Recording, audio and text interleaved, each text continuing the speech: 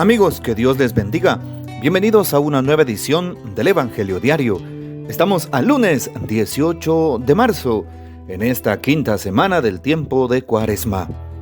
Y para hoy recordamos y celebramos en la liturgia de la Iglesia a San Cirilo de Jerusalén, obispo y doctor de la Iglesia. Desde el período apostólico hizo su aparición la herejía en la Iglesia, pero sin causar en las comunidades eclesiales esas profundas heridas producidas por el arrianismo y el nestorianismo en los siglos IV y V. Pero si este popular de herejías frenó un poco la evangelización de los paganos, suscitó también grandes figuras de pastores, de teólogos, de predicadores, de escritores que con sus obras, por medio de una catequesis sistemática, las homilías y el sermón, lograron exponer claramente la doctrina cristiana y penetrar en el mismo ambiente pagano. La defensa de la ortodoxia hizo más consciente y vivida la fe en el pueblo cristiano. Una de las figuras más representativas de este período de apasionadas batallas teológicas es la del obispo de Jerusalén, San Cirilo, que dirigió esa iglesia desde el año 350 hasta su muerte en el año 386. Cirilo nació de padres cristianos en el año 315. Tuvo alguna simpatía por los arrianos, pero se separó de ellos muy pronto y adhirió a los semi-arrianos homousianos, esto es, a esa orientación teológica que se inclinaba a los convenios, que proponía el término homoousios, de naturaleza semejante, en vez de homoousios, de la misma naturaleza, es decir, el verbo de la misma naturaleza que el Padre. Se trataba solo de añadir una letra, pero era suficiente para eliminar la idea de la consubstancialidad entre el Padre y el Hijo. Cirilo abandonó también a los semiarrianos y se adhirió a la doctrina ortodoxa de Nicea. Por esto fue varias veces desterrado bajo los emperadores Constancio y Valente.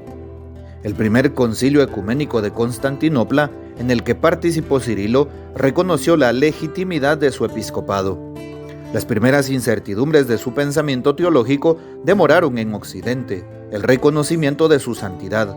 En efecto, su fiesta fue instituida solo en 1882. El Papa León XIII le concedió el título de doctor de la Iglesia por las 24 catequesis que Cirilo compuso, probablemente al comienzo de su episcopado, y que él dirigía a los catecúmenos, que se preparaban para recibir los sacramentos. De las primeras 19, 13 están dedicadas a la exposición general de la doctrina, y 5 llamadas mistagógicas están dedicadas al comentario de los ritos sacramentales de la iniciación cristiana. Las catequesis de San Cirilo nos llegaron gracias a la transcripción de un estenógrafo, en la íntegra naturalidad y sencillez con que el santo obispo las comunicaba a la comunidad cristiana en los 3 principales santuarios de Jerusalén, es decir, en los mismos lugares de la redención, en los que, según la expresión del predicador, no solo se escucha, sino que se ve y se toca. Y damos pues la poderosa intercesión de San Cirilo de Jerusalén, obispo y doctor de la Iglesia. Y para hoy, tomamos el texto bíblico del Evangelio según San Juan, capítulo 8, versículos del 1 al 11. En aquel tiempo, Jesús se retiró al monte de los Olivos y al amanecer se presentó de nuevo en el templo, donde la multitud se le acercaba, y él, sentado entre ellos, les enseñaba. Entonces los escribas y fariseos le llevaron a una mujer sorprendida en adulterio, y poniéndola frente a él, le dijeron: Maestro, esta mujer ha sido sorprendida en flagrante adulterio. Moisés nos manda en la ley apedrear a estas mujeres. ¿Tú qué dices? Le preguntaban esto para ponerle una trampa y poder acusarlo. Pero Jesús se agachó y se puso a escribir en el suelo con el dedo. Pero como insistían en su pregunta, se incorporó y les dijo: Aquel de ustedes que esté libre de pecado, que tire la primera piedra. Se volvió a agachar y siguió escribiendo en el suelo. Al oír aquellas palabras, los acusadores comenzaron a escabullirse uno tras otro, empezando por los más viejos, hasta que dejaron solos a Jesús y a la mujer que estaba de pie junto a él. Entonces Jesús se enderezó y le preguntó: Mujer, ¿dónde están los que te acusaban? ¿Nadie te ha condenado? Ella le contestó: Nadie, Señor. Y Jesús le dijo: Tampoco yo te condeno. Vete y ya no vuelvas a pecar. Palabra del Señor. Gloria a ti, Señor Jesús. Impresionante la liturgia de la palabra para este día. De hecho, la primera lectura, mis hermanos, del día de hoy empieza precisamente con el libro del profeta Daniel. En el capítulo 13, versículo 1 y siguientes, la famosa historia de la casta Susana. Así es, aquella mujer muy bella y temerosa de Dios que se encontraba casada con Joaquín allá en Babilonia. Y bueno, unos hombres la vieron bañarse en su jardín, en el jardín de su casa, dos ancianos que estaban al frente también del pueblo y quisieron poseerla, y ella no quiso porque era temerosa de Dios. Y entonces fueron a acusarla delante del pueblo, y el pueblo quería matarla por algo que no había cometido. Pero aquel gran profeta Daniel nos narra la historia, llega precisamente en auxilio de aquella mujer con la justicia de Dios, y por separado le hace una pregunta muy contundente a aquellos hombres. Y les pregunta si vieron juntos a esta mujer con otro hombre. Dime, ¿debajo de qué árbol? Y uno le contesta: debajo de una encina. Y el otro le dice: debajo de una acacia. Y no era algo tan, por así decirlo, muy de sentido común el poder decir el nombre de un árbol. Claro que sí. Era tan fácil el saber debajo de qué árbol, porque yo soy consciente, como si me preguntaran debajo de dónde los viste, de aquel eucalipto, de aquel pino. Es evidente cuáles árboles están en el jardín, pero ellos no habían, por así decirlo, pensado en ese asunto, porque era un testimonio totalmente falso. Y entonces aquellos hombres son descubiertos y su pena es la muerte. Bueno, gracias a la acción de aquel hombre, aquella mujer muestra su inocencia. Hoy también nos damos cuenta que hay una comparación con el evangelio de este día, San Juan capítulo 8, el tema de la mujer adúltera. ¿Cuántas veces nosotros armamos juicios de los demás? Vean la primera lectura, aquellos dos ancianos arman un juicio sobre aquella mujer y, por así decirlo, la calumnian. Sí, la critican, la señalan. ¿Cuánto no hemos hecho eso con nuestro prójimo? Y también la extorsionan, porque aquella mujer no les da lo que ellos le piden y quieren, entonces la van a señalar. Esa es precisamente, más que una calumnia, también es una extorsión. Ojalá que nosotros los cristianos no caigamos en ese juego que el mundo nos presenta, sino más bien actuemos siempre con justicia, con honradez, con transparencia, y de esa manera seremos aptos para el reino, seremos agradables a Dios. Aquellos hombres que llevaban a aquella mujer pecadora, evidentemente nos damos cuenta que tratan la manera de encontrar una forma de acusarla. Sí, así como se oye, quieren acusar a aquella mujer delante del pueblo.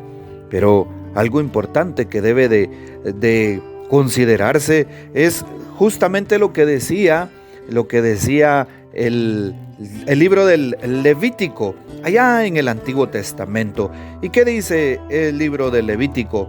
Precisamente en el capítulo 25. El Levítico nos recuerda, dentro de las normas que habían para que el pueblo pudiese convivir tranquilamente, habían normas sobre algunas faltas graves, algunos pecados, por así decirlo.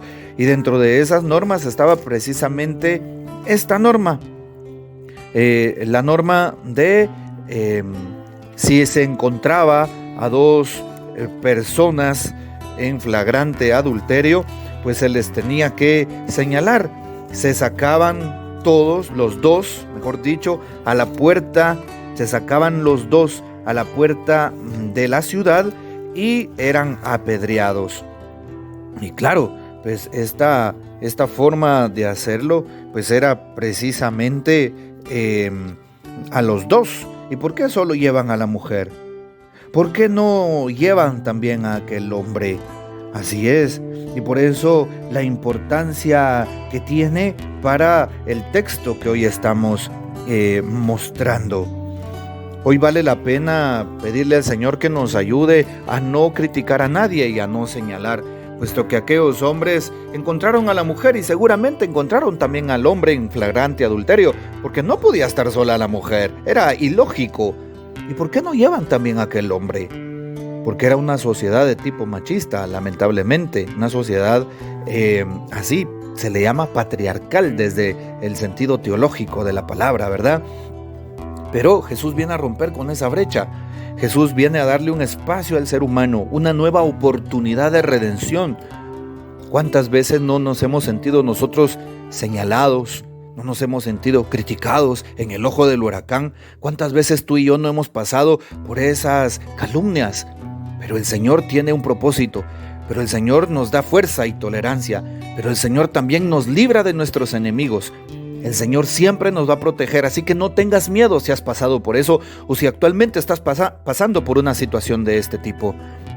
También pasa en el Evangelio, como en la primera lectura que hemos leído el día de hoy, que hemos retomado, mejor dicho, que hemos comentado. Así que hoy Jesús le da una nueva oportunidad a aquella mujer y también a ti y a mí, y la misma frase te dice el día de hoy y nos dice Jesús: oye, alguien te ha condenado y menciona tu nombre, Jesús. Y tú le contestas: nadie, Señor. Y Jesús nos recuerda: tampoco yo te condeno, vete y no vuelvas a pecar. Para aquella sociedad ese pecado era un pecado grave que merecía la muerte, para Jesús no. Jesús le dice: yo no te condeno, vete y no peques. Miren la misericordia de Dios. Cuaresma es un tiempo de misericordia, es un tiempo de pedir perdón, así que ve a pedirle perdón a Dios y atrévete a perdonar a aquel que ha hecho algún daño. No hay pecado que Dios no pueda perdonar, claro, como dice la Escritura, excepto el pecado contra el Espíritu.